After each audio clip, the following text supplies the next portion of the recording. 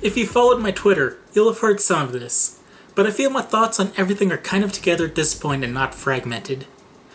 I've seen a lot of the big journalists harp on how Nintendo is not supplying enough Switches, and I know my initial feeling was a pit of dread when I managed to get 2 online pre-orders before canceling one because Amazon doesn't charge tax, and on a console, tax can get pretty out of hand. And when I talked to my friends and they were all able to get one of 20 to 30 pre-orders walking in the evening they became available. I think the big guys are just out of touch here, and I was a bit hasty to start worrying. I learned a little bit of information about the supply a little later, and I remember where Kimishima stated although they were aiming for 2 million at launch, they could adjust production based on reception. Combining what I've learned with some public information on the supply to GameStop, I think the supply numbers are closer to 3 to 4 million worldwide. Presently, they all seem to be snatched up, and the rate seems more consistent with the number I've seen and estimated based on the other retailers. We'll see the true number following launch, but having that many and having them all be pre-ordered is a very good sign. Although I could see the number being as low as 2.5 million, I'm inclined to suspect 3 to 4 of the systems are being distributed with more priority for North America and Japan, but a smaller number total in Japan. I've also seen a lot of complaints about the launch year library, which I don't think is too terrible. I mean, launch day seems to have only 2 notable games, but with Zelda and Bomberman, you have most people covered. Anybody who didn't have a Wii U is probably going to be satisfied for at least 2 months with Zelda, and anybody with a Wii U is probably going to be distracted for 2 months before doing too much with the Switch. Bomberman is also a really great launch game to highlight the multiplayer aspect since you can play with up to 7 other people day 1. Or just one other person. I'm actually most excited for Bomberman of the launch day games. The dancing game and Skylanders will also appeal to their niche audiences, but I kind of feel the Binding of Isaac and 1-2 Switch are just going to be overlooked or ignored. I'm sure one of them is going to be an okay game, but I think most who know enough about it to be interested have played it, and with Zelda and Bomberman, everyone else will consider getting it later and never actually get it. Oh hey, I just googled to check, and what I was going to say has happened kind of. I Am Setsuna, a retro-styled RPG, is coming at launch, and I think that can stand on its own considering how adventurous and open RPG fans are. I do think The Binding of Isaac would benefit from a slightly later release though. Most people only buy 1, maybe 2 games at a time, so launch day will cover most people who got a pre-order for at least a couple weeks, which will be enough for you to get into snipper clips and fast racing, both of which will be nice multiplayer options. If the eShop and Virtual Console are also delayed a couple weeks, you'll probably have some retro options in Cave Story. Once you're out of March, you have Yooka-Laylee coming right out. Which, as an aside, I don't think Playtonic will have any delay considering a stretch goal with simultaneous launch. You can't really break stretch goals that nonchalantly. That could be a huge deal that could ruin Playtonic. And the reason the game was delayed till April probably was to be sure the Switch version would be ready. Also in April, you have Mario Kart, another option that will appeal to certain people. Then you'll have Sonic Mania, Puyo Puyo Tetris, Disgaea, ARMS, Rhyme, and Redout. Or Readout? By the end of May. Then for the rest of the year, we know you have Xenoblade 2 coming, Street Fighter 2, and Mario Odyssey, and I'm sure we'll learn about more games when E3 comes, especially for RPG fans. That's a pretty strong list of retail games because there's no telling what will end up on Virtual Console and the eShop by summer. Don't get me wrong, I'd love more compelling third-party games like Final Fantasy XV, Marvel vs. Capcom, Deus Ex, the new Tales game, Berseria, which I think is kind of half confirmed until Namco says the Tales game coming isn't Berseria. If Berseria comes, it'll kind of be a big deal, and it should be bought if we want lots of AAA games from third parties, specifically RPGs. I said it on Twitter, but we should also be getting on social media and letting companies know the games we want to come to Switch. Because if the Switch is going to sell 3 or 4 million on launch day, third parties will be scrambling to get more games and ports in development. 3 or 4 million on day 1 is crazy. So yeah, tell Atlas you want them to port the Persona games. Let Team 17 know you want Worms. Let Capcom know you want Resident Evil. Resident Evil 7 stuff. Let Rockstar know you want Red Dead. There's the thing too, I've seen a lot of people criticizing the lack of third-party games and franchises that don't do well on Nintendo hardware. Red Dead might do great on Nintendo if Rockstar can get over themselves and let go of their grudge. 20 years ago, Nintendo may have screwed you over, but be bigger than Nintendo was. I'm not really concerned about really casual games like Call of Duty not being announced. Third-party RPGs, stylish action, and adventure games usually do better with Nintendo's audience. Really casual shooters, not so much.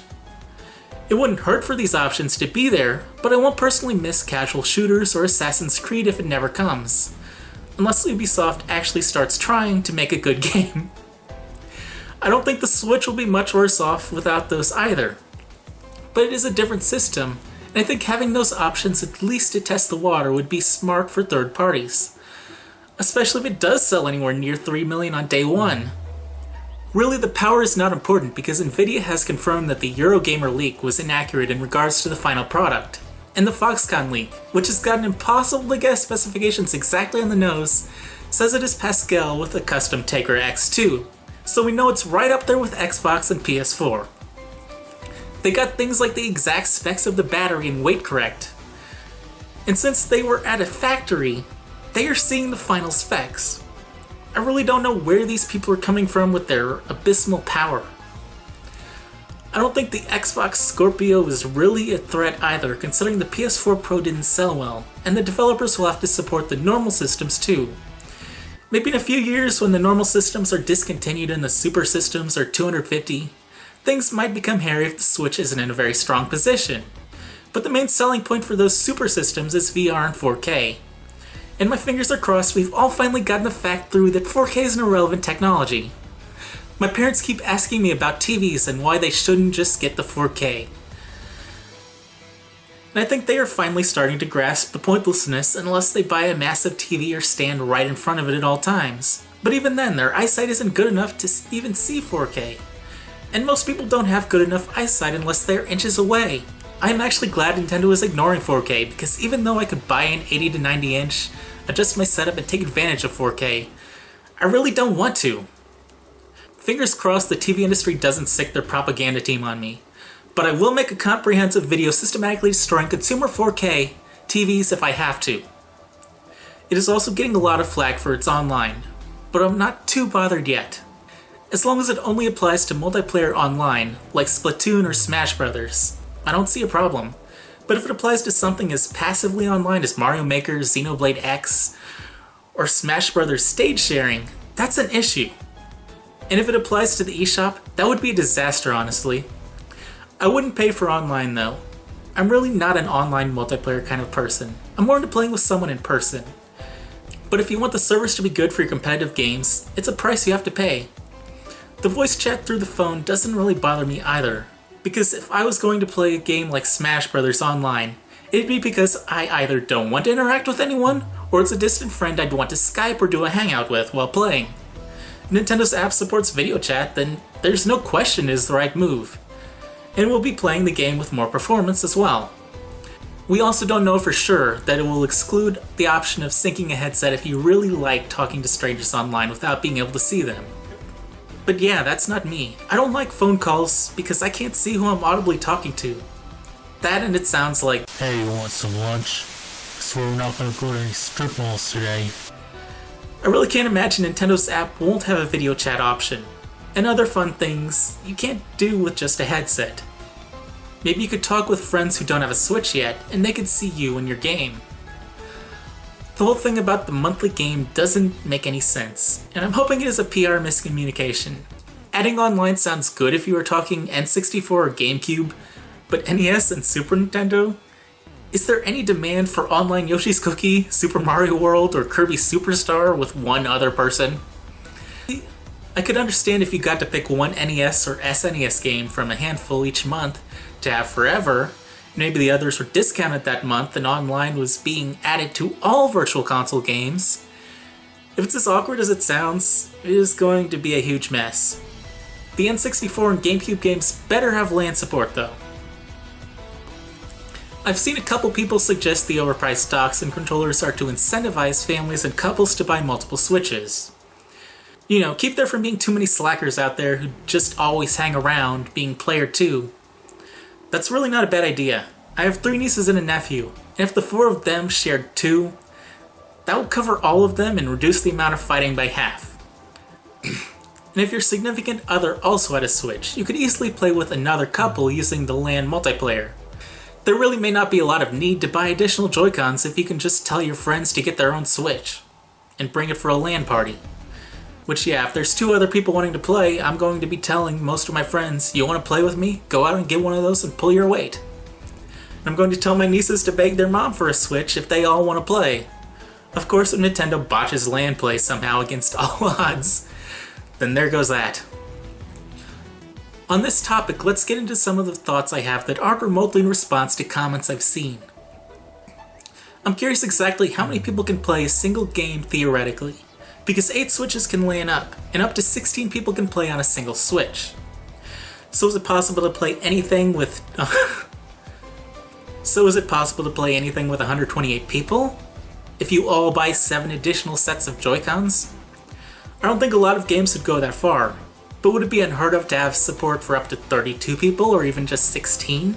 Even just being able to have a 16-person party would be incredible and make it the multiplayer system. If it's possible, somebody out there should try to come up with a game where 4 or more people can share a single Switch and LAN up for a 128-person game. Just an indie, someone come up with a concept that would work well with 128 people. Just the novelty of such a game would interest me, even though I probably wouldn't be able to ever get more than 25 people at once. The system being region-free is a great thing, but will this mean Nintendo is going to ease up on the unnecessary censorship? And is Nintendo going to encourage developers to add multiple languages and dubs to games in every region to make importing more viable?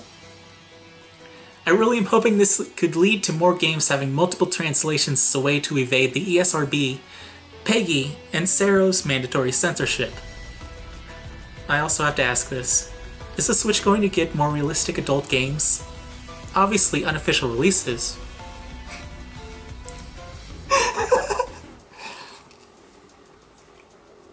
I wouldn't play them. But I want to know if they're gonna happen.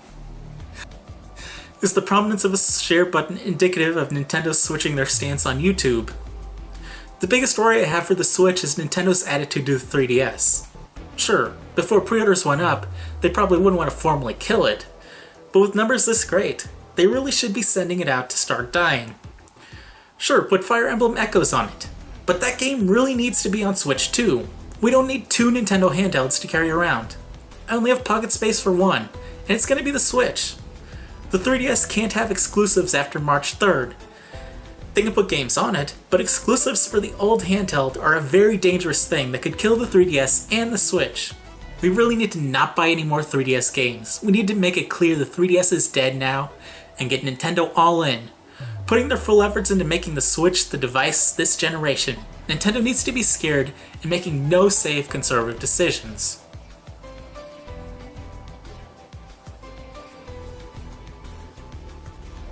I think that about covers all of my feelings and thoughts, so if you think I'm wrong or want to rebuttal me, leave a comment.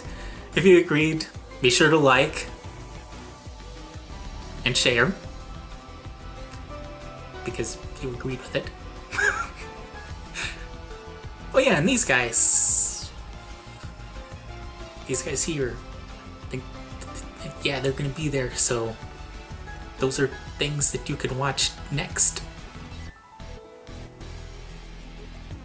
Until YouTube updates itself again. I'm weird.